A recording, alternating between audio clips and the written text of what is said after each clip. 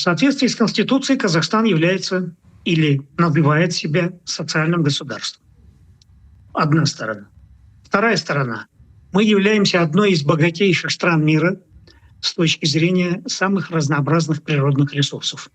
Из нашей страны десятки миллиардов выводятся ежегодно самыми разными зарубежными компаниями и самыми разными воровскими схемами. И вот на всем вот этом фоне, да, опускать социальное обеспечение, в данном случае питание детишек в детсадах для семей, имеющих подушевой доход ниже прожиточного минимума 46 228 тенге, ну, вы знаете, как бы помягче сказать, это позор.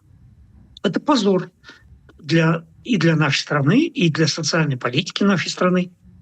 Это сама по себе цифра прожиточного минимума 46 228. Это нищенская цифра на уровне стран Африки ниже Сахары.